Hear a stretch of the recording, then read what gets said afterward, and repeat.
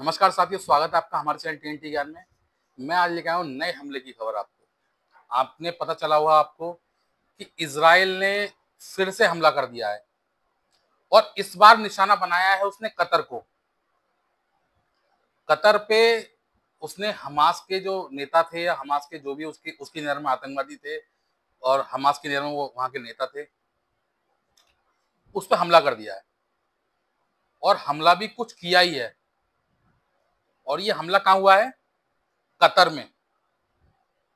Actually क्या है, मैं आपको बता दूं कि जो गाजा पट्टी है उसमें जो हमास है, हमास का एक ऑफिस, रजिस्टर्ड ऑफिस कतर में है और उस ऑफिस के ऊपर हमला किया गया है। अब इस बात को आप समझिए, कतर को आप क्या समझते हैं? कतर का मैं आपको बता दूं, थोड़ा सा डिटेल में समझा दूं कतर क्या देश है। कतर एक बहुत पैसे वाला देश है। कतर वो देश है जिसने अभी हाल ही में डोनाल्ड ट्रंप को 400 बिलियन यूएस डॉलर का एक प्राइवेट प्लेन गिफ्ट किया है। सोचिए, कतर वो देश है जिसने 2023 का फीफा वर्ल्ड कप कराया था अपने देश में और पूरे विश्व में सुर्खियां बटोरी थी उसकी। इतना महंगा आयोजन करा के पूरे विश्व को नहीं दिखा देता कि हमारे पास कितना पैसा है। कतर इस समय वो देश है कि इन देशों में जो इजराइल है, ईरान है, गाजा पट्टी है या अमेरिका है या जितने भी मिडिल ईस्ट वाले देश हैं, इन सबके जो समझौते होते हैं, फैसले होते हैं, वो कतर में जाकर होते हैं। एक तरीके से आप कहिए, कतर जो है वो इनका बिचौलिया देश है। आपस में बातचीत करवाना, आपस में जो कहते हैं बिचौलिया का काम जो होता है, आपस में बातचीत कराना, दोनों मध्यस्थता कराना, वो काम कतर करता है। सारे मिडिल ईस्ट के देशों में जहां भी युद्ध हो, जहां भी कोई ऐसा विवाद हो, उसकी जो मीटिंग होगी, उसका जो विवाद सॉल्व होगा वो कतर में जाकर होगा। कई बार दूसरे दूसरे देशों से आके कतर में फैसले हुए हैं। बहुत सारे ऐसे इंसिडेंट्स हैं जो आपने सुने होंगे, वो हुए हैं। लेकिन इसमें दिक्कत क्या हुई? क्योंकि ये जो हमला किया गया वो इजराइल की तरफ से किया गया और कतर वो देश है जिसको अमेरिका का फुल सपोर्ट है। और कतर की हालत इस समय ऐसी हो रही है कि कतर के दोनों गालों पे चांटे पड़ गए हैं। आप कहेंगे दोनों गालों पे चांटे कैसे पड़ गए? अभी एक तरफ ईरान ने मारा था, अब दूसरी तरफ इजराइल ने मार दिया। भाई अभी ईरान ने भी तो मारा था ना। जब इजराइल और ईरान का युद्ध चल रहा था तो उस समय जो ईरान ने अमेरिकी एयरबेस पे हमला किया था, वो कहां के किया था?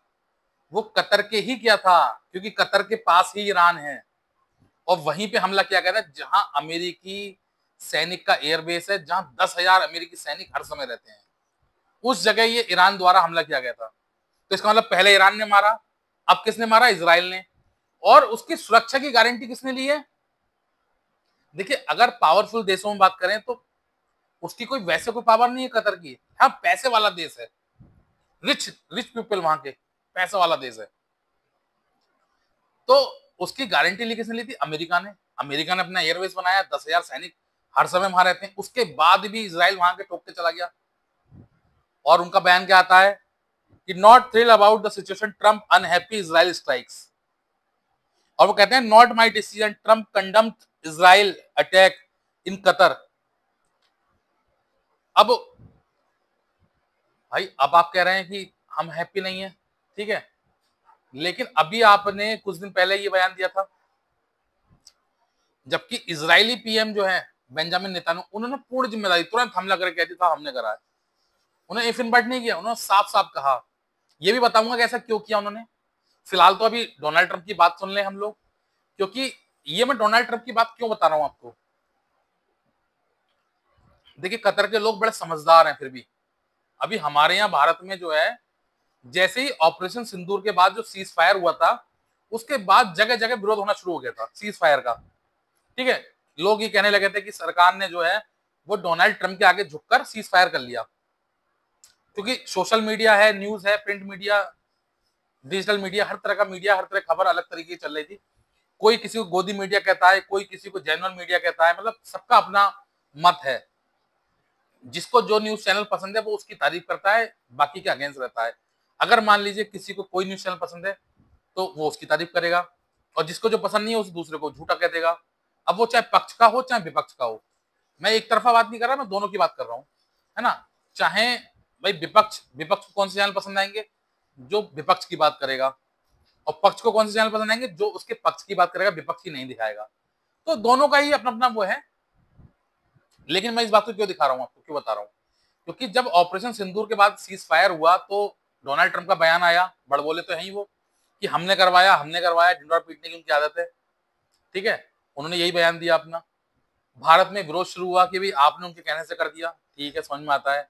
लोगों को एकदम भ्रमित कर दिया गया, चाहे सोशल मीडिया हैंडल्स के द्वारा जो न्यूज पब्लिश की गई या पोस्ट की गई या बनाई गई, तो उसके द्वारा लोगों के मन में ये डाल दिया गया कि भारत ने डोनाल्ड ट्रंप के दबाव में आके ऐसा कर लिया, जबकि भारत किसी के दबाव में आके कभी इस तरीके के फैसले हमारी सेना नहीं लेती है, ठीक है, ठीक है। अब उन्होंने क्या कहा, और उसका जो बयान आया उसके बाद, मतलब जो हमला हुआ उसके बाद उनका बयान आया कि साहब हमने पहले ही इनको इंटीमेट कर दिया था, पहले ही बता दिया था, और ऐसा है वैसा है, ठीक है। लेकिन जब ये बयान उनका आता है डोनाल्ड ट्रंप का, व्हाइट हाउस से जो बयान जारी होता है, सोचिए व्हाइट हाउस ये प्रेस रिलीज जारी करती है, उसके बाद कतर का बयान आता है, कतर के प्राइम मिनिस्टर जवाब देते हैं, वो कहते हैं कि यूएस ने हमको नहीं बताया। यूएस ने हमको कब बताया, जब हम पे हमला हो चुका था। अब आप समझिए कि उनका झूठ यहीं पकड़ा गया। तो यही सारी चीजें हैं जो बताते हैं। फिलहाल देखिए भारत के प्राइम मिनिस्टर का भी बयान आया, today action against terrorist chief Hamas was the independent Israel operation, Israel initiate the Israel conduct, ठीक है। इस टाइप के बयान भारत ने भी दिए उसके बारे में। अब एक्चुअली ये हुआ क्यों, देखिए मैं आपको अभी एक चीज बताऊं, अभी कुछ दिन पहले इजराइल में एक शहर में एक हमला हुआ, मतलब हमला क्या हुआ, गोलीबारी हुई जिसमें लगभग 6 लोग मारे गए, और पता नहीं कि वो हमास ने करवाया नहीं करवाया, लेकिन हमास ने उसकी जिम्मेदारी ले ली। आई एम हैप्पी करके उन्होंने मैसेज डाल दिया, कि मतलब ट्वीट कर दिया, जो भी कुछ कहा उनकी तरफ से ये जारी किया गया अपना, कि ये हमने करवाया या हम इसमें बहुत खुश हैं, इस टाइप से। और उसके बाद ही इजराइल ने अपना एक बयान दिया, बेंजामिन नेतन्याहू ने कहा कि अभी तक हम सिर्फ गाजा पट्टी के अंदर ही ये करते थे, गाजा जहां ये सब चीज चल रहा है, जो इजराइल से लगी हुई जगह है, अभी तक वहां पे युद्ध चल रहा था ये। उन्होंने कहा अब से हर वो देश इसके लिए सतर्क रहे जहां इनके लोग जाएंगे, हमास के लोग जिस भी देश में जाएंगे हम ढूंढ के मारेंगे उसको।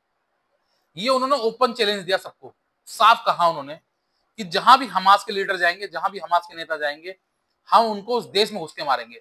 तो वो देश अपने आप को सतर्क कर ले कि अगर इनको शरण देता है, इनको शरण देता है तो हमारा वो दुश्मन है।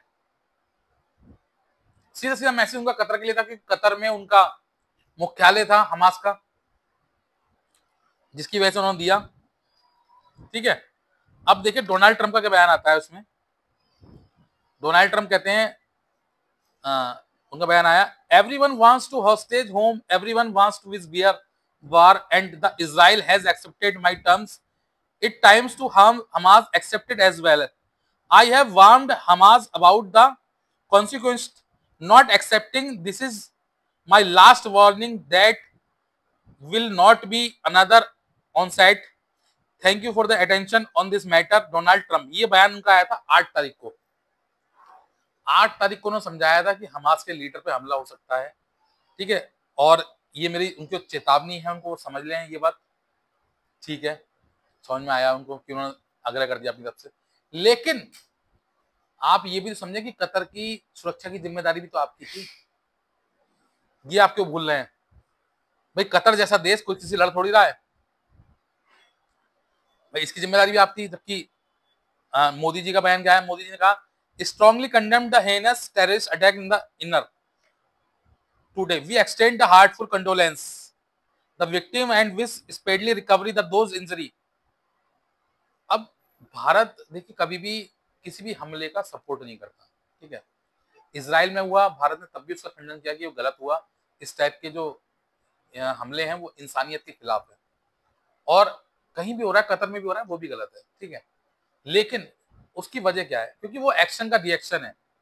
इजराइल के द्वारा जो किया गया, अब भी जो उन्होंने कहा तो उसका बदला लिया गया। अब कहां तक इजराइल ठीक है या कहां तक हमास ठीक है, वो उनका आपसी मैटर है, हमारा इसमें कोई दिलचस्पी नहीं है। हमारी दिलचस्पी अपने देश है। लेकिन मैं बताना आपको ये चाह रहा हूं, मैं आपको अमेरिका की दोहरी नीति समझाना चाह रहा हूं। जो कतर के जो लीडर हैं, कतर के जो प्रधानमंत्री हैं, जो भी कोई वहां के प्रमुख हैं, वो उनसे अमेरिका के संबंध कितने अच्छे हैं आप समझिए। अमेरिका के 10,000 सैनिक हमेशा वहां, जिनका लालन पालन वहीं होता है कतर में। अमेरिकी एयरबेस है, बहुत समय से चला आ रहा है, ठीक है। अभी उनको 400 बिलियन यूएस डॉलर का गिफ्ट भी करा है उनको, एक प्लेन प्राइवेट जेट करा है उनको, और बहुत सारी चीजें हैं ऐसी। अब देखिए एक चीज ये, वो क्या दिखाना चाह रहे हैं, वो दिखाना चाह रहे हैं कि इन दोनों में फिर युद्ध हो गया और मैंने फिर शांत कराया, फिर मुझको सपोर्ट करिए नोबेल पीस प्राइज के लिए। इस टाइप के जो उनके बयान आ रहे हैं, और इससे देखिए एक चीज साफ क्लियर होती है कि उन्हें सिर्फ और सिर्फ नोबेल प्राइज चाहिए, उनको किसी देश से कोई मतलब नहीं है। उनके संबंध सब देशों से खराब हैं। वो हर तरीके से जो है दूसरे देश को छलने की कोशिश करते हैं। अब वो कैसे बताऊं, देखिए जो उनके कतर की तरफ से जो बयान आया था, उनका स्टेटमेंट मैं आपको पढ़ देता हूं। The statement being circulated about the Qatar being is always attack in the advance are baseless. The call from the US government during the sound of explosion caused by the Israel attack. उन्होंने कहा कि ये जो उनका हमारे पास message आया, intimation आया, वो उस अटैक के समय आया जब वो वहां साउंड हो चुका था। और डोनाल्ड ट्रंप क्या कह रहे हैं कि हमने पहले इंटीमेट कर दिया था उनको, हमने पहले बता दिया था उनको। अब आप समझिए कि आदमी कितना झूठ बोल सकता है। कतर ने भारत से सीख ली, क्योंकि भारत चुप रहा। भारत को चुप रहने का खामियाजा ये भुगतना पड़ा कि भारत के प्रधानमंत्री को संसद में आके बयान देना पड़ा। उनको बताना पड़ा कि हमने डोनाल्ड ट्रंप के कहने पर सीज फायर नहीं किया है। इसीलिए कतर ने ये सीख ले ली पहले ही, और कतर ने हाथों हाथ उसका रिप्लाई कर दिया। कतर ने हाथों हाथ खंडन कर दिया कि व्हाइट हाउस के द्वारा जो रिलीज किया गया है, प्रेस नोट रिलीज किया गया, उसमें साफ बताया गया कि हमको इंटीमेट किया गया, लेकिन हमको ऐसा कोई इंटीमेशन नहीं दिया गया। हमको इंटीमेशन कब दिया गया, जब हमारे यहाँ हमला हो चुका था। हमला होने के बाद हमारे यहाँ ये उनको बताया गया। जबकि देखिए उसके बाद उनका बयान आप डोनाल्ड ट्रंप को समझ सकते हैं किस लेवल का है। एक चीज और भी है, अभी हाल ही में कतर के प्रधानमंत्री जो है वो रूस के प्रधानमंत्री से भी मिले हैं, ठीक है। कतर पे क्योंकि बहुत पैसा आपको सबको पता है ना, और अभी वो वहां की डिफेंस टेक्नोलॉजी लेना चाह रहे थे, कुछ बात चल रही है उनकी रूस से। तो एक तरफा मुझे लगता है कहीं ना कहीं ये भी थोड़ी सी वजह हो सकती है अमेरिका की डराने की उसको, कहीं ना कहीं। अचानक से इजराइल ने हमला कर दिया, अचानक सब कुछ अमेरिका को सब कुछ पता है, जहां जिसकी सुरक्षा की गारंटी अमेरिका के पास है। आपको ध्यान होगा एक संधि इनके बीच में हुई है, जो यूनाइटेड स्टेट जितनी भी है, चाहे वो यूएई हो और जितने भी ओपेक देश हैं, पेट्रो डॉलर करके एक संधि हुई थी, जिसमें इसकी सुरक्षा की गारंटी ओपेक देशों की इन्होंने ली थी कि इन पे किसी भी प्रकार का कोई हमला होगा तो उसके लिए हम जिम्मेदार होंगे, हम बचाएंगे इनको, ठीक है। उसके बाद भी इस टाइप के हमले हो रहे हैं उनपे। और कतर की मैं बताऊं आपको, कतर के उन्होंने क्या कहा कतर के लिए, देखिए कतर के साथ दिक्कत यह है कि बेचारे वो खुद तो लड़ नहीं सकते, वैसे पावरफुल देश नहीं है, लेकिन हाँ वो पैसे वाले देश हैं। तो उन्होंने कहा, डोनाल्ड ट्रंप का बयान आया, this morning is Trump administration was notified by the United States military that Israel was attacking Hamas, which very unfortunately was located in a section of Doha. जो कतर की जो राजधानी है दोहा, वहां पे अटैक हुआ है, ठीक है। और कतर को आप समझ लीजिए कितना पैसे वाला देश है, रिच पीपल वहां के, ठीक है, गरीब देश नहीं है। फीफा वर्ल्ड कप जैसा ऑर्गेनाइजेशन उन्होंने कराया और सुर्खियां बटोरी पूरे विश्व में उसने। तो आप पैसे के मामले समझ सकते हैं। और डोनाल्ड ट्रंप को क्या चाहिए, पैसा। और जब ये उस टाइप के गुंडे हैं, जैसे हमें पता था कि हाँ इसके पास पैसा है, तो यार इसको कैसे भी धमकाओ, पहले डराओ इसको। डराने के बाद जब ये डर जाएगा तो प्रोटेक्शन किससे मांगेगा, हमसे मांगेगा प्रोटेक्शन, क्योंकि गुंडे कौन है गली के, हम हैं सबसे बड़े। हमारे पास आएगा तो हम कहेंगे लाओ पैसा दो भैया बचाने का, प्रोटेक्शन मनी दो, वही इन्होंने कतर के साथ कर रखा है काफी समय से। अब देखिए इनके बयान सुनिए आप। Unilaterally bombing inside Qatar is sovereign nation and close all eyes of the United States। मतलब कहा उन्होंने कि हमने अपने आप को उनको इंटीमेट कर दिया, हमारे एली ने बता दिया था उनको पहले ही कि ऐसा होने वाला है, ठीक है।